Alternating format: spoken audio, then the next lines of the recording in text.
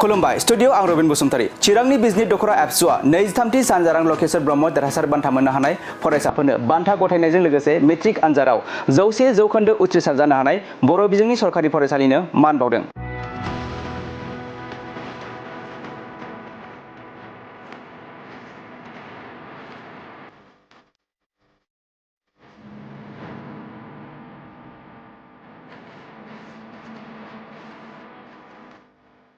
नंगौ चिरां जिल्लानि सिङाव थानाय बिजनि दखरा एप्सुआ गुबुन गुबुन बोसोरफोरनि बायदिनो दखरानि बेन्दोंनिफ्राय बोहैथि बोसोर 2025 मायथाइनि मेट्रिक आनजादाव बर' बिजोंजों फरायनानै सेथि मासियाव उथ्रिसार जानो हानाय बयनिख्रुइ बांसिन नम्बर लाना 10थि मासि एबा टप 10 आवग्रिनो हानाय फरायसाफोरनो सानजारां लकेसर ब्रह्म देरहासार बान्था गथायनायजों लोगोसे मेट्रिक आनजादाव 100% उथ्रिसार जानो हानाय बर' बिजोंनि सरकारि फरायसालिनो मान बावदों।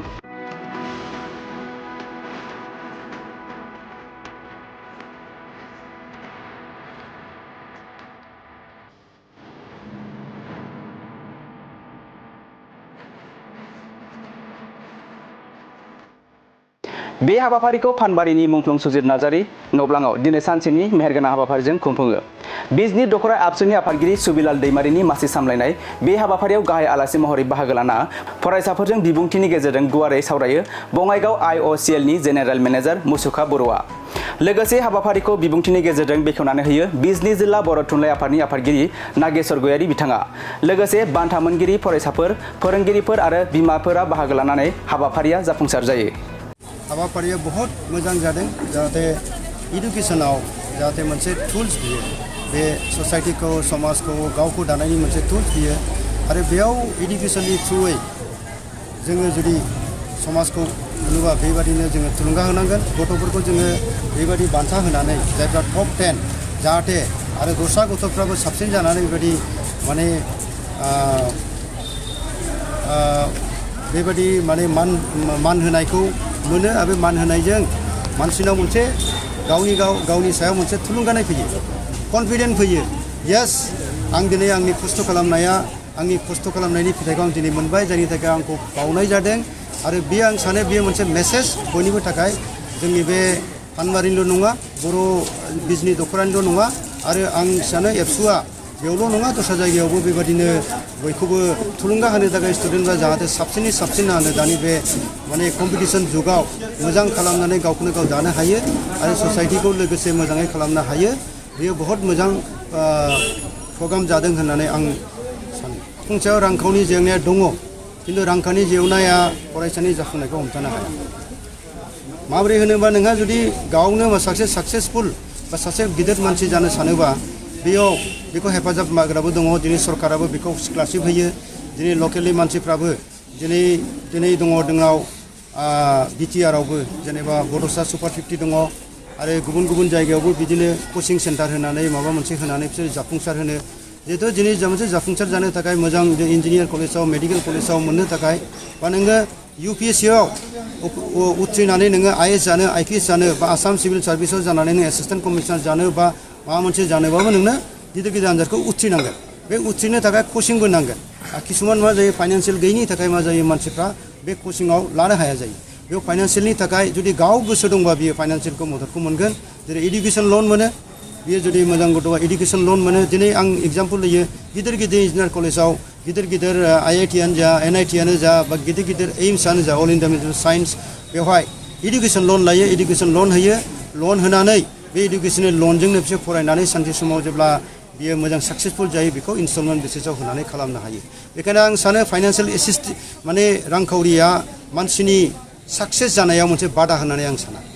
दिनैनि बे सानाव जोङो बिजनि दखरा थुनलाइ फरायसा आफादा दखरानि सिङाव थानाय गासै मोनजि मासि थामहिनबा जोङो दिनैनि सानसिमाव 23थि सानजारां लकेसर ब्रह्म देरहासार बान्था जाय व्यक्ति बिजनि ओनसोलनि सासे सुबुं जाय बिजनि फरायसालिमाखौ गायसनजेनदों बिथाङा गोबां बर' थुनलाइ आफाद लोगोसेनो बर' हारिमुनि बिथिं फारसेबो गोबां हाबा मावलांनाय सासे व्यक्ति बिथांनि मुङावनो बे बान्थाखौ गोलाव समनिफ्रायनो होबोबाय थानाय जादों आरो बे बान्थानि गेजेरजों दिनै बिजनि दखरा थुनलाइ बर' फरायसा आफादा मोनजि मासि बेयाव गासै 60 फरायसाफ्रा जोंनियाव बान्था मोनगिरि महरै बाहागो लानो हादों आरो बिथांमोनखौ जों दिनैहाय 23थि सानजारां लकेसर ब्रह्म देरहासार बान्था बेखौ दिनै मान बावनाय लोगोसेनो बान्था गथायनाय बे हाबाफारि लोगोसेनो बेवहाय पानबारि दालाइ एबसुआबो दालाइ एबसुनि सिङाव थानाय फरायसाफोरखौ मान बावनाय आरो बरायनाय बे हाबाफारिखौ लाफादेरदों। लोगोसेनो पानबारि बाजार कमिटि बिथांमोनाबो लोगोसेनो सरजाबनानै जोंजों दिनैनि हाबाफारियाव बरायनाय आरो मान बावनाय हाबाफारिखौ बिथांमोनाबो दाजाबदेरनानै दिनै जाफुंसारबाय। आं जोबोद गोजोननाय मोन्दों।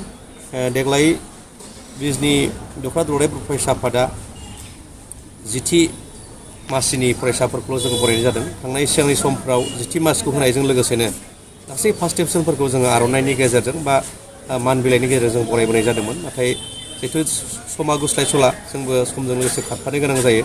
दा दिनैहाय फार्स्ट डिभिजन पास जानायनि अनजिमाया गोबां बांलांनायलाय जोङो गासैखौबो बरायनांगौआ समनि थाखायबो आरो ओंथियावबो जुदि बिजिरनानै नायो बेयो ओंथि गैयै जायो। बेखायनो दिनै जोङो खालिबोल' टप 10 बे बोसोरनिफ्राय जोङो लानो जागायबाय आरो दिनै बिदिनो गिबियावनो जोंहा हायुंसा बसुमतारी बिथाङा बिजनि इउएन एकाडेमिनिफ्राय 91.17% मोन्दों बिथाङानो हायेस्ट आरो चिरां जिल्लानिनो हायेस्ट बिथाङा आरो कमल कुमार ब्रह्म देरहासार बान्थायाव बिथाङा नैथि बेयाव बाहागो लानो हादों। जोङो जियानो जाया मानो जोंनि बिजनिनि सिङाव गासै जोंहा 300नि खाथियाव फार्स्ट डिभिजन दंमोन। नाथाय जोङो बेखिनिखौल' जोङो दिनै जों बरायबाय आरो बान्था गथायबाय। दा दिनैनि बे सानाव आङो फरायसाफोरखौ खावलायनो लुबैदों फैबाय थानाय समाव खालिबोल' हायुंसा बसुमतारी नङा, जोंनि कमल कुमार ब्रह्म देरहासार बान्था देग्लाय 19थि खेबनि थाखाय होनाय जागोन बा 19थि खेबनि थाखाय बे कमल कुमार ब्रह्म देरहासार बान्था। दा बेवहाय खालिबोल' जोङो सासेल' फरायसा हायुंसा बसुमतारी बेखौ मोननो हादों। उननि समाव बेनिफ्राय बांसिन फरायसाफ्रा बाहागो लानो हागोन। बिजनि ओनसोलनिफ्राय दख'रा एबसुनि सिंनिफ्राय आङो फरायसाफोरनिसिम खावलायदों।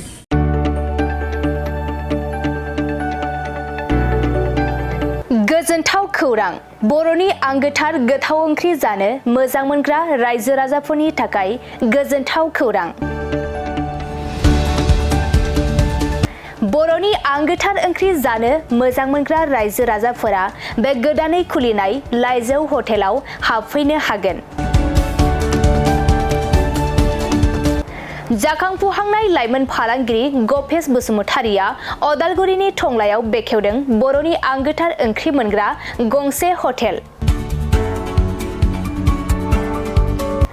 अदालगुरि जिल्ला टंलानि मिउनिसिपाल बर्ड मावख'नि साखाथियाव गोदानै बर'नि गोग्गो जानाय आदारनि गंसे लाइजौ मुंनि हटेल बेखेवदों। अदालगुरि जिल्लानि सिङाव थानाय फालांगिरि नोगोर टंलायाव गोदानै खुलिनाय बे लाइजौ हटेलाव बर'नि दोरोङारि जाग्रा आदारजों लोगोसे गोबां जाग्रा आदारफोरबो मोननो हागोन। गोदानै बेखेवजानाय बे लाइजौ हटेलाव अमा बेदर, बोरमा, लकेल ना, साम', नारजि, अनला खारै, थास', मैथा आरो नाफाम आरो गोबां आइटेमफोरखौ मोननो हागोन। बेनिखायनो नोंथाङाबो अदालगुरि जिल्ला टंला लामाजों थांलाय फैलाय खालामोब्ला बे गोदानै खुलि जानाय लाइजौ हटेलाव हाबनानै बर'नि दोरोङारि गोथाव जाग्रा आदारफोरखौ जालांनो हागोन। आरो नोंथाङा नैबे 9101758967 जानबुं नम्बरनि गेजेरजों खौरां लाहरनानै आबुङै मिथिना लानो हागोन।